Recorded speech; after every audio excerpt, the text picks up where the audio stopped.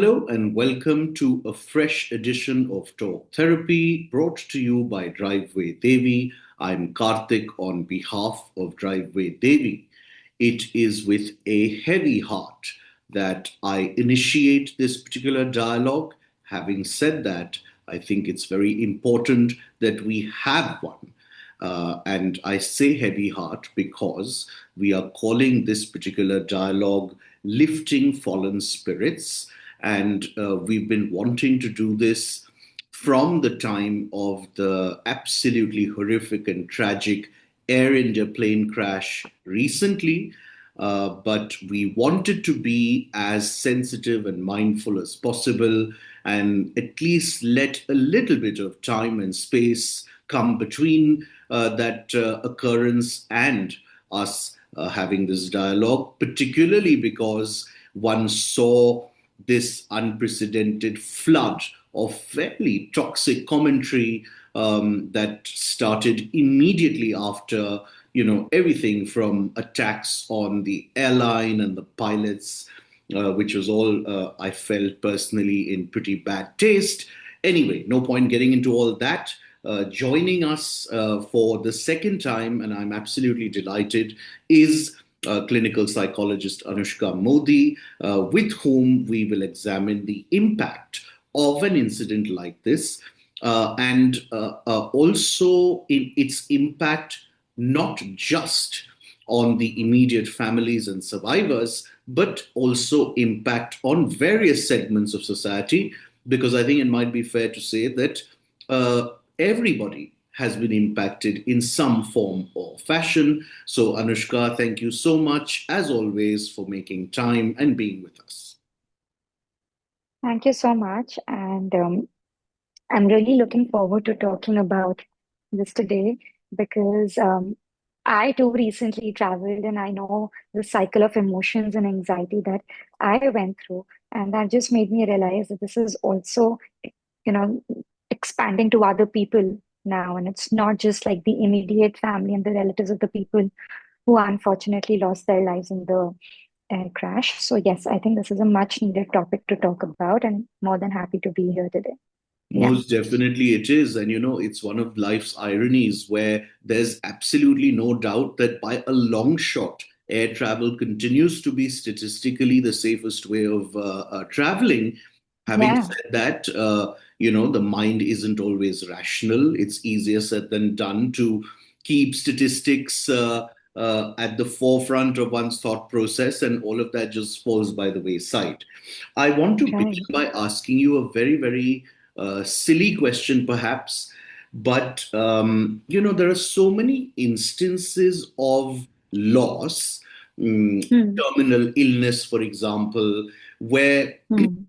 people who are going to lose an individual have known Yeah. for a while and consciously or unconsciously, one could perhaps say there's a certain amount of, if not preparation, reconciliation. Now, that Right. as opposed to something like this, which is such a bolt from the blues, Yeah. does the impact that it creates differ Hmm. because of its Hmm. suddenness and scale? Yeah, absolutely. When a loss is like, say, very sudden and unanticipated, right? Like an air crash, or for that matter, any motor crash. It could be a car accident for that matter as well. The disbelief that, something like this has happened is so much more intense compared to when you are already anticipating that, a member of your family has been unwell for a long time, right? So the grief in itself also becomes that much more complicated, right? And I mean, speaking in a very basic manner, if when you know that somebody has been ill for a while, you start to prepare yourself mentally of, not having that person around you for longer than a few months, maybe a few years. And what that does is that it also allows you to imagine what life would be like for you without them, right? And in that, it allows you to also create a support network for yourself that is going to continue to support you emotionally and in other ways, if at all you ever lose this person. So it's like there's a plan, there's an emotional plan that you have in mind, um, which is a process that you can't go through if there is, like, say, a sudden death in the family. I mean, the shock and the denial of it all can take you up to a few months to, you know, come around the concept of not having this person around you anymore, right? So, anticipated loss, of course, prepares you, it gives you the time, and you also start the process of grieving much before the actual loss itself. So definitely that the grieving curve in both these situations is very different. But I want to just quickly highlight two very significant phrases you used. One is complicated and one is different, because one is not at all trying to suggest, even remotely, that one is more and the other is less. It's really not about Yeah, that. They're just very yeah, different creatures. yeah. Hmm. Speaking of people who've lost their lives and Hmm, hmm, the members who survive those who have been deceased, yeah, um, I want to also understand, and again, arising from this specific tragedy, one has seen and encountered stories where, in certain cases, there are extremely sad situations, such as very young children being left with a fairly yeah, elderly grandparent. And then hmm, there are other situations where relatively young and, quote unquote, able people have survived, having lost others. So my hmm, question is that when the grieving process begins and the various stages that one hmm, goes through, yeah, again, is it different depending on who the survivor is? I mean, would, for example, because hmm, to a layperson, logic dictates hmm, that that elderly grandma who's already not in the best shape is sort of combating her own illness, etc., is at a certain right, in the winter of her life, will right. again encounter a much more complicated set of circumstances than other Yeah, younger people. absolutely, yes. Premature death is a lot more difficult to come to terms with compared to somebody that you know is of a certain age and is probably has been chronically ill or terminally ill. And somewhere you know that, okay, this person has lived a full life, they've lived their lives to their fullest potential, and now it's time for them to, you know, like reach towards the end of their life. So, you mentally are in that zone where you think that, okay, this person has really done justice to the life that they were supposed to live compared to somebody who's just starting out, is relatively younger, is in their 20s, 25. I think the shock and the numbness around a young person's death is a lot more because you also feel that life has been very unjust in terms of, this person only lived half a life and was capable of doing so much more, right? And again, it is something mostly in young people, if at all they do pass away, it is unanticipated, unless they've been ill for a very, very long time. So, definitely factors such as these do make a lot of difference. I'm going to 100%. I'm going to quickly jump in here because you've Yeah. answered part of my question. Part of my question, Hmm. perhaps I couldn't articulate clearly, is that Hmm. let's take this elderly lady as an example, and now she, Right. her children, who would have been who were the parents to her grandchildren, are the ones who are Yeah. not there anymore. So she Yeah. finds herself straddled with these Yeah. extremely young children whom Yeah. she's in various ways incapable of even caring for. Right. So, Right. doesn't the set of circumstances that she stands to have to deal with, because they are so Hmm. much more complicated, is doesn't Yeah. that in itself change and complicate her grieving as well? Absolutely, it does, right? Because here she's dealing with the loss of her own child, which can be very difficult for any parent of any age to go through. And now there is a shift in the family roles, right? So the role of a grandmother is now not the only role that she needs to think of. She also needs to think of how she can be a parent to her grandchildren. So, A, you are now adjusting to a new normal. The new normal is that now there is a new family unit that has gotten created, with which you're also adapting to the new roles, right? And given the generation gap between the grandkids and the grandparents, it can be hard to like maybe hold conversations, relate, or understand each other's methods, way of working, and perspectives, right? So this can be a very complicated situation to maneuver through because there's so many layers to what a person is dealing with at that age. And this person is also now at a lack of support for her own health, Hmm, right? In the precisely. sense that, parents look forward to their kids looking after them, and now that support is also withdrawn. So definitely a much more complicated and complex situation compared to your usual situations that you see where a person has passed away, they've left back an ecosystem that can still thrive in its own manner. Yeah, I want to briefly but specifically also address the lone survivor. I mean, talk about yeah, survivor guilt. This is yeah. as freak and extreme a case as Hmm. would be seen. Talk a little bit about uh, potentially the mental state of this one gentleman The one gentleman who's been left behind. Yeah, who had this freak thing of jumping out and surviving and pretty much walked himself to the hospital. yeah, like definitely. I mean, in a lot of ways, one thing for sure, he's going to consider himself really lucky, right? That he was able to maybe come out of a tragedy such as this.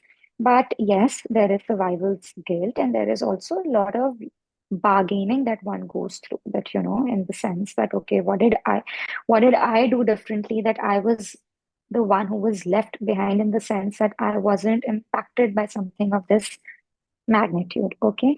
And at another level, what it really does is it's like you getting a second life, right? And that leads to a lot of shifts in your personality, your perspective, your behavior. And it also somewhere makes you question that what did I do right to have deserved something like this? So if at all, I think it really changes you as a person. Of course, that change is different in different people. For some people, it can make them more spiritual. For some people, it can make them more religious. For some people, the trauma of a tragedy such as this can be so impactful that it can actually make them more isolated, right? So again, human beings would respond to something like this in a different manner. But at a very Yeah. fundamental level, is survivor guilt in Hmm. itself theoretically, impactful enough that could just succumb to it? Yeah, absolutely. Because you feel that you faced death up close, right? And you felt that you could have been in the same position as other people, or somebody else could have been saved in that situation and been with you. So yes, that guilt is very, very real, and it can make you question all sorts of things. That maybe for that person, the thought process could have been like, if only I would have been sitting on another seat, maybe maybe my fate would have been different and someone else's fate would have been very different, Hmm. right? And I So a think, lot of those, especially in this gentleman's case, if I have my facts right, not only, of course, did he survive all, 240, 50 people who right, passed on, I believe his own brother also was on the flight. yeah, Yeah. yeah. And that leads to a very common question that a lot of people ask themselves when they lose a loved one is that, why not me, why them?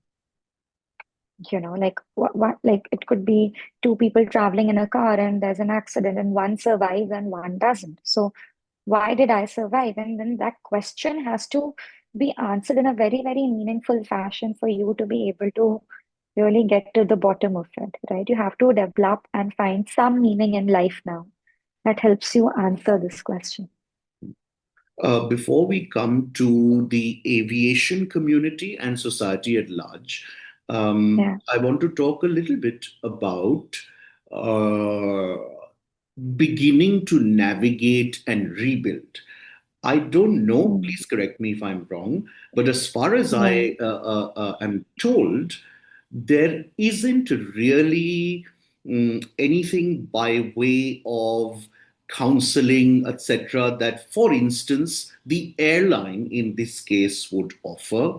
That coupled Yeah. with the fact that there really isn't a culture Hmm. of mental health, at least in India, where Hmm. one can imagine realistically seeing a lot of these survivors, seeking out professional help.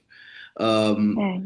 if those two things were to be true, unfortunately, Hmm. how do survivors begin to rebuild? Again, there is no one size that fits all here. There are really different methods, and when it comes to grief, I would say the one thing is time, Mm, right? And there is a very beautiful conceptualization that I once saw, which, so there was like a jar, all right, of the same size. And there is a ball. There are like, say, three jars of the same size, and there is a ball. In the first jar, the ball is big, okay? And the second jar, the ball is a little smaller. And in the third jar, it's its smallest size.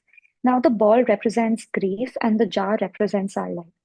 So it says that the jar is our life, and the ball and the grief is slowly diminishing over time, which is an inaccurate description. There is a second description in which the ball remains of the same size, but the jar keeps getting bigger. mm, mm, So it says that firstly, you have to understand that your grief will never really go. It will always hold that space in your lives that it has from the very beginning. The only way that you can really, um, bounce back from it is if you begin to create a life around it, mm, mm, right? That's one thing. So you make a bigger life, you grow yourself, and you grow your life around that. So that's one thing. Um, Secondly, we also have to understand that when there is grief, there are also a lot of stages that one goes through, and sure. many a times these stages are not very linear Mm, in terms of how you go through that, right? So there is denial, anger, there's a lot of bargaining that, if only we could have done this, this wouldn't have happened. Then there is a lot of depression, and finally a sense of acceptance kicks in, right? But you could go back and forth stages as well. Um, Having said that, the very recent few years, there have been a lot of grief support groups, mm. which I feel it brings together a community of people who collectively lost someone, and then being able to see if I haven't lost someone, I probably am not going to be able to relate to you in the same way that another person is Of going to, course. right? So having that empathy and having someone who you truly know can understand your journey and what you're going through really helps, right? Um, so these are some of the ways. Of course, in therapy, a lot of narrative work is done where we say that, okay, a lot of times people refrain from telling themselves how it happened and what happened, right? But But I must say that while we ourselves are staunch advocates of people seeking help, whatever yeah, type it may be, it doesn't have to be traditional psychotherapy. And that's right, very much a big reason for our existence.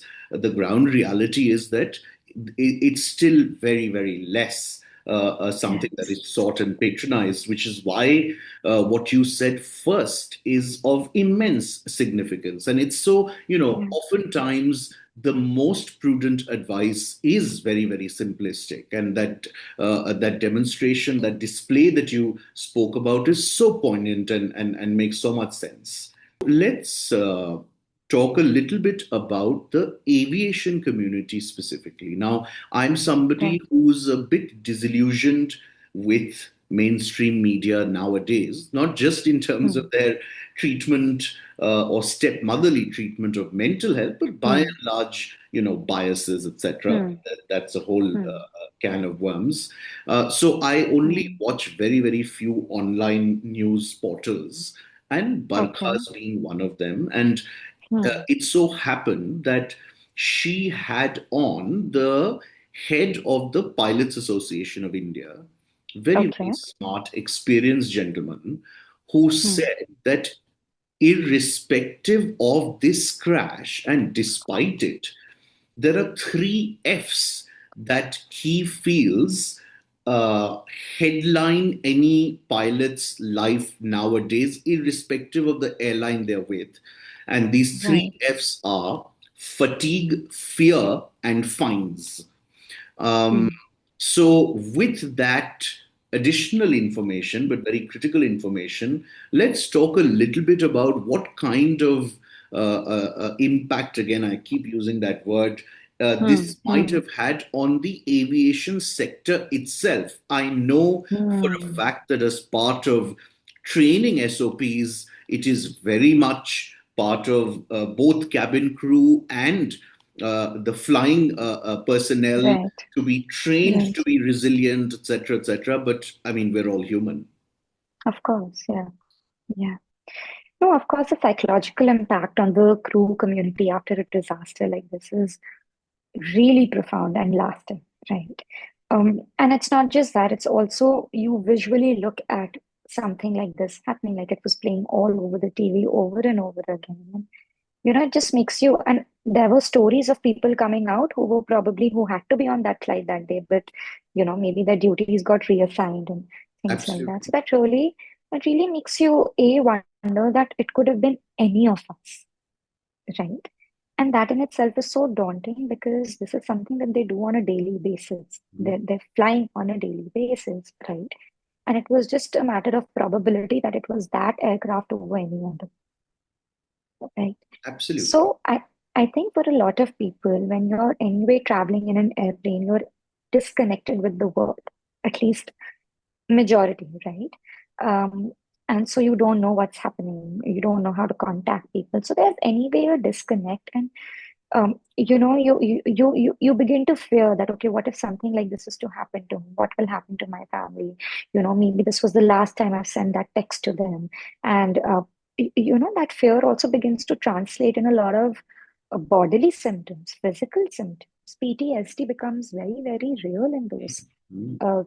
cases. I mean, and especially for the pilot as well, your years of training could also not guarantee that a disaster such as this could be prevented, right?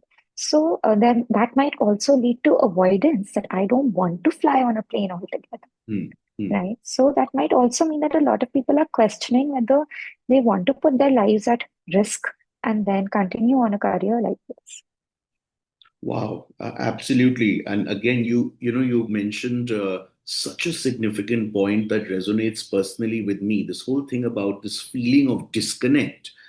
I have an Yeah, irrational fear of flying in any case, which much yeah, predates this incident. And in fact, I sometimes wonder how I've done long haul flights the world over. exactly. Uh, Yeah, but I always used to tell Anuja that I'd much rather be on the ground fully with the knowledge that I'm infinitely more likely to meet with a mishap. But just the fact yeah, that I'm on ground, and I think that's if I yeah, sort of think about it, I can yeah, so well and logically connect it to what you're saying because it is about yeah, that groundedness. It's almost yeah, like that earthing that we have in yeah, the electrical things, yeah, um, yeah. which makes Like complete. everything's a lot more accessible when you're on ground versus when you're in the air.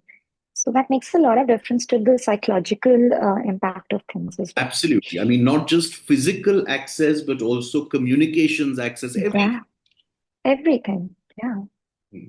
Okay, so finally, as we wrap up, let's speak a little bit about what you yourself mentioned. And I've met any number of people now who've been yeah, traveling in the immediate aftermath of this. People who yeah, travel in any yeah, case regularly on business, if yeah, not on yeah, leisure.